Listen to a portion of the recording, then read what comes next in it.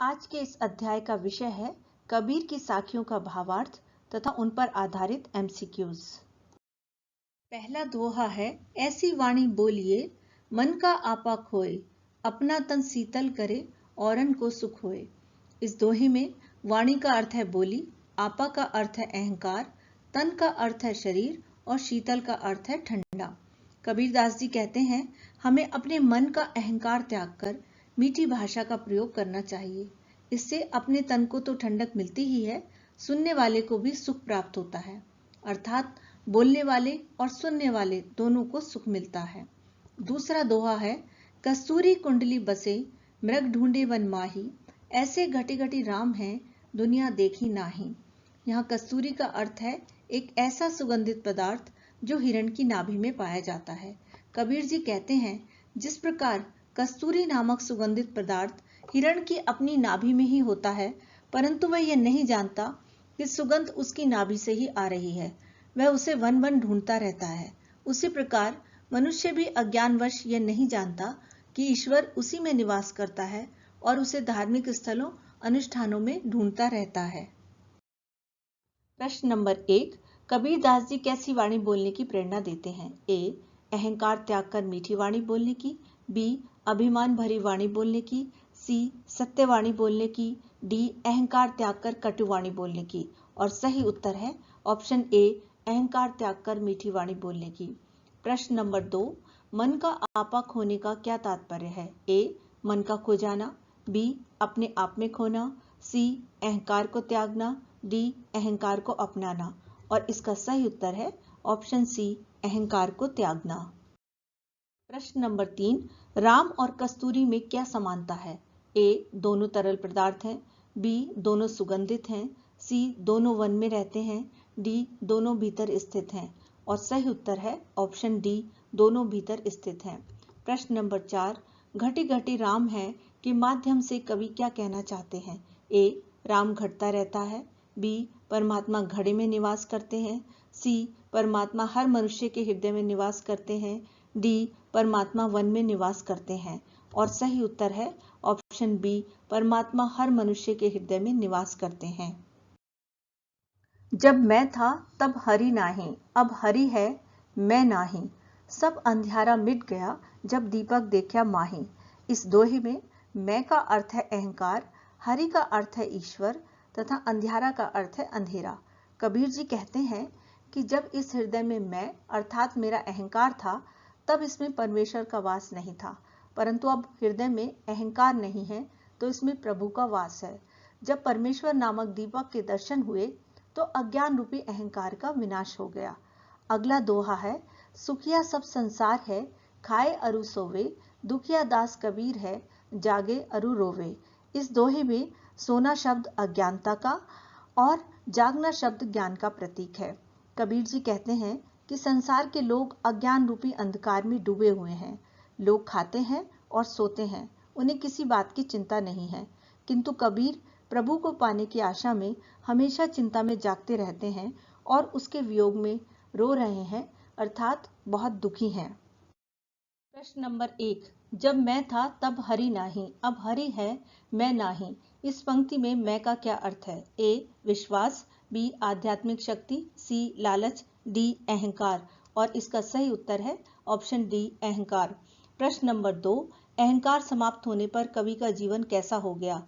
ए, उन्हें धन दौलत प्राप्त हो गई, बी, वे जंगल चले गए, सी, उन्हें ईश्वर की प्राप्ति हो गई, डी, उन्हें सभी सांसारिक सुख प्राप्त हो गए। और सही उत्तर है ऑप्शन सी, उन्हें ईश्वर की प्राप्ति हो गई। प्रश्न नंबर 3, कबीर के अनुसार सुखी कौन है? ए, आध्यात्मिक लोग, बी, सांसारिक लोग जो भक्ति में मग्न है, सी, लालची लोग, डी, सांसारिक लोग जो खाने पीने और सोने में मस्त हैं। और इसका सही उत्तर है ऑप्शन डी, सांसारिक लोग जो खाने पीने और सोने में मस्त हैं।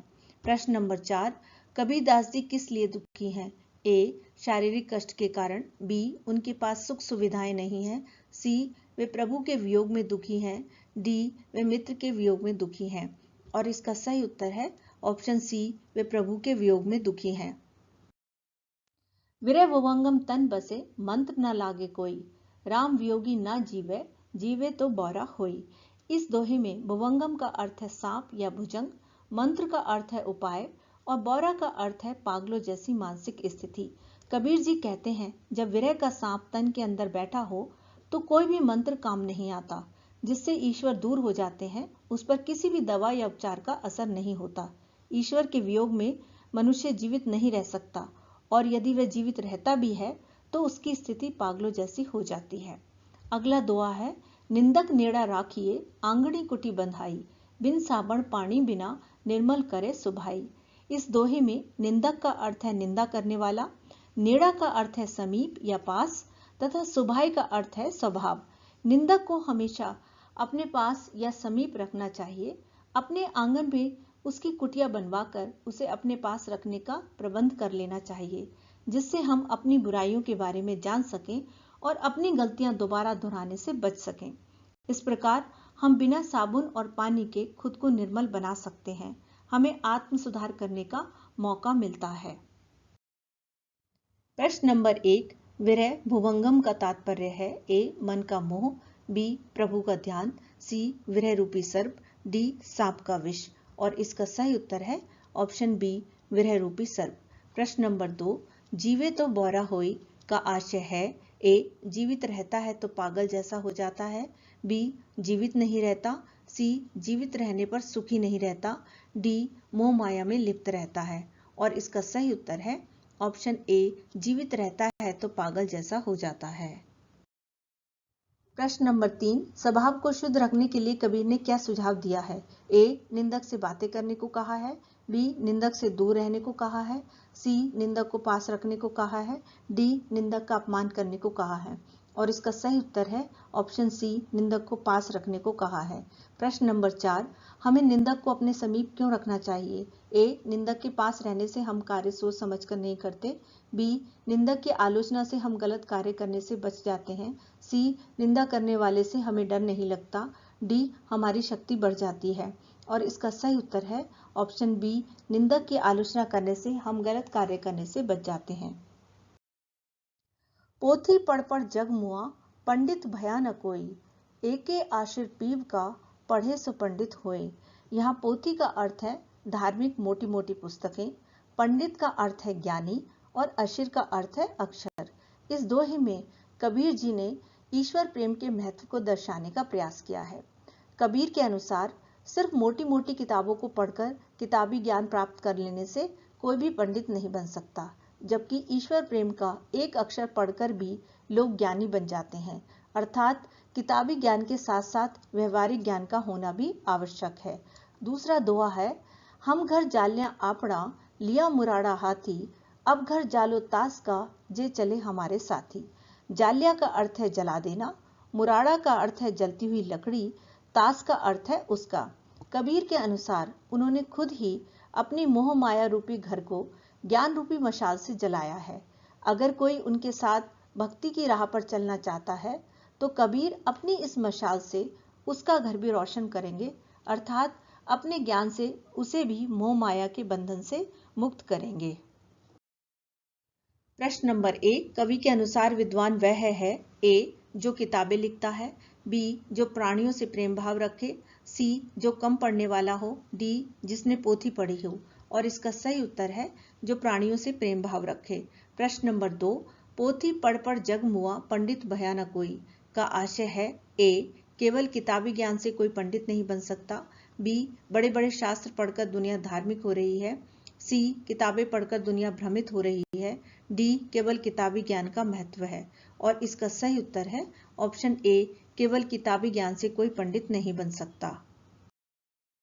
प्रश्न नंबर 3, अब घर जालो तास का इस पंक्ति में घर जालो का क्या आशय है? ए घर को जला डालना, बी सांसारिक अवगुणों का त्याग, सी सर्वनाश करना, डी सांसारिक सुखों को अपनाना। और इसका सही उत्तर है ऑप्शन बी सांसारिक अवगुणों का त्याग। प्रश्न नंबर 4, कवि दूसरों का घर जलाना क्यों चाहते हैं? ए उनको पीड़ा पहुंचाने के लिए, बी उनको सन्मार्ग पर लाने के लिए, सी वे चाहते हैं कि वे मोह माया छोड़कर ईश्वर की भक्ति में लग जाएं, डी वे अपना स्वार्थ पूरा करना चाहते हैं। और इसका सही उत्तर है वे चाहते हैं कि वे मोह माया छोड़कर ईश्वर की भक्ति में लग जाएं। यदि आपको ये वीडियो पसंद आई हो तो प्लीज़ लाइक करें, मित्रों के साथ शेयर करें तथा बेल आइकॉन को प्रेस करना ना भूलें ताकि आपको मेरी नई वीडियो की नोटिफिकेशन मिलती रहे। धन्यवाद।